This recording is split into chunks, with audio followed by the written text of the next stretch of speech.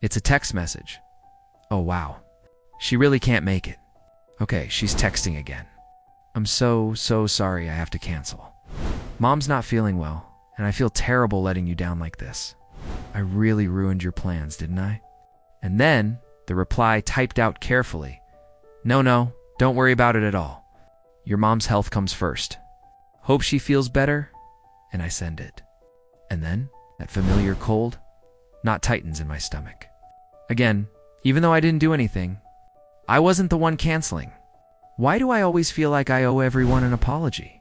Why do some people have this power to make me feel guilty for simply existing, for simply having my own life? That feeling, that heavy, suffocating blanket of guilt that descends, sometimes out of nowhere, sometimes with a calculated word or a pointed silence. It's like a phantom limb, an ache you can't quite place. You find yourself apologizing, making excuses, shrinking yourself down. All because someone else's words or actions have somehow convinced you that you are the problem. We're talking about a subtle, yet pervasive form of emotional puppetry. It's not always grand manipulation, but often a quiet, almost unconscious skill. It's the art of guilt tripping, the quiet shaming, the silent withdrawal that leaves you scrambling to fix something you didn't break. In our modern world, this plays out everywhere. In the hushed tones of family dinners, in the passive-aggressive texts from friends, in the seemingly innocent remarks from a partner, and even in the subtly charged atmosphere of the workplace. Think about that friend who always has a story about how you've let them down, even when they got what they wanted. Or the parent whose sighs speak volumes more than any lecture. These aren't always malicious people. Sometimes they're just deeply stuck in patterns. But the impact on the receiver is always the same, a pervasive sense of not being good enough, of constantly owing something you can never quite repay. It's like the partner who, when you're excited about a new project, listens then says with a sigh, "Oh, that sounds ... ambitious. I just hope you've got time for us too." I've been feeling a bit lonely lately, with everything going on. These are the moments that chip away at us.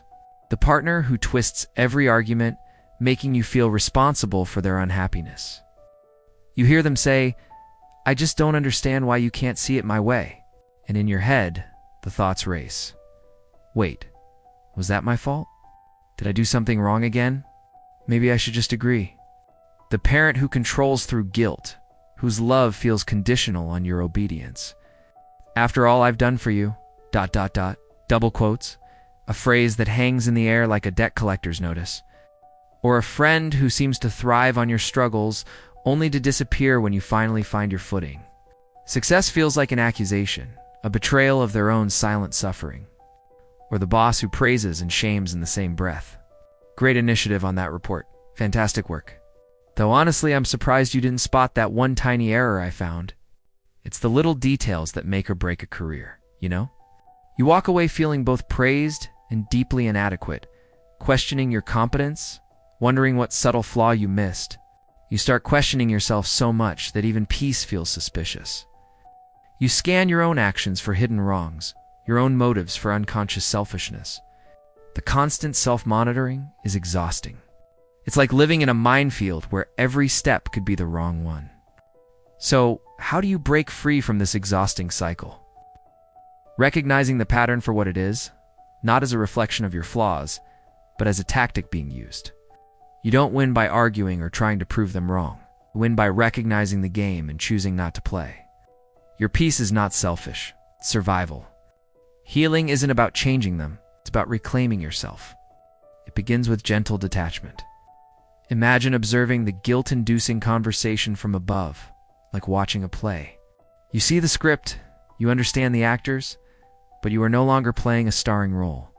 You can witness the manipulation without internalizing it. Small human actions build this strength. You can journal what triggers that guilt surge, what was said, the context, what you felt. This builds awareness and detaches the emotion from the event. In those charged moments, take a breath. Speak slower. You don't owe an immediate apology or explanation. A simple, "I need a moment to think about that," can be incredibly powerful. And sometimes the most effective treatment is simply creating distance. You can't heal in the same environment that's constantly triggering you. This might mean setting stricter boundaries with certain people, or even reducing contact. Reinforce your emotional clarity. To keep the peace, thereby fulfilling their need for connection, albeit a dysfunctional one. Why do we fall for it? Often, it's because we carry our own historical conditioning. Perhaps we were raised by guilt-inducing parents or experienced early relationships where love was conditional. Our brains become wired to respond to certain triggers, to confuse obligation with care, or to believe that maintaining harmony at all costs is the primary goal. Our own trauma responses can also make us highly sensitive to perceived rejection or disapproval.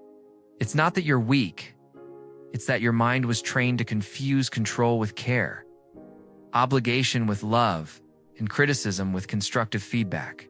And the scariest part? Sometimes they don't even realize they're doing it. It's just the only way they know how to interact. They've been playing this script for so long, they've forgotten the lines are hurting someone else. This pattern isn't just annoying, it's corrosive.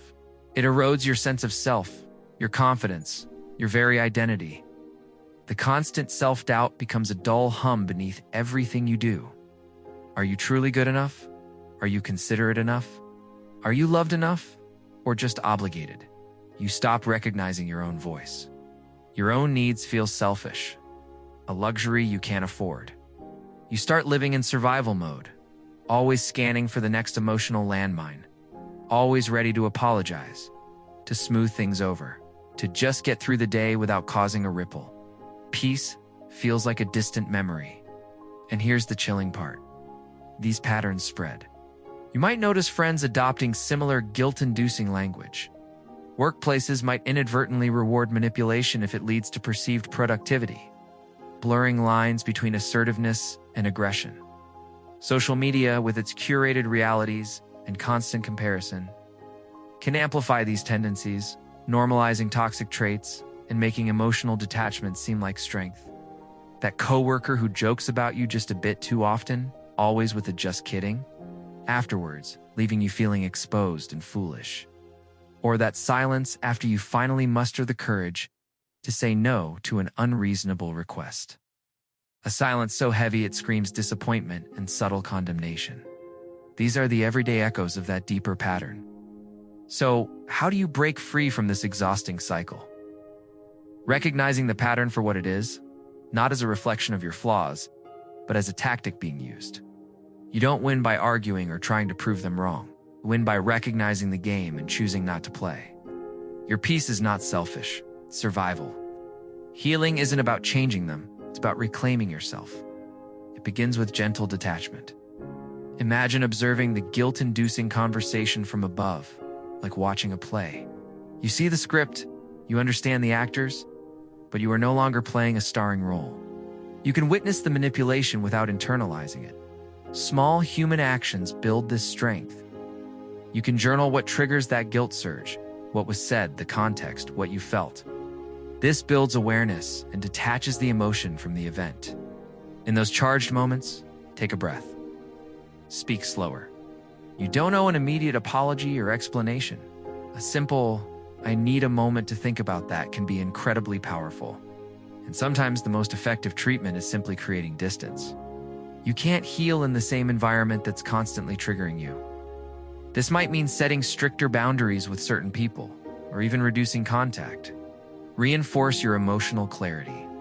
Remind yourself that your worth is inherent, not earned through constant appeasement. Your boundaries are not walls to keep people out. They're fences to protect your own garden. The people who leave us feeling guilty often do so because they are themselves running on empty, or operating from a place of deep-seated pain, fear, or learned helplessness. They drain your light because they never learned how to shine on their own, or they fear your light will expose their own darkness. And you? You don't owe anyone the version of you that forgets who you are, the version that constantly asks for forgiveness for existing. You are not a perpetual apology. You are a whole person, deserving of peace and space.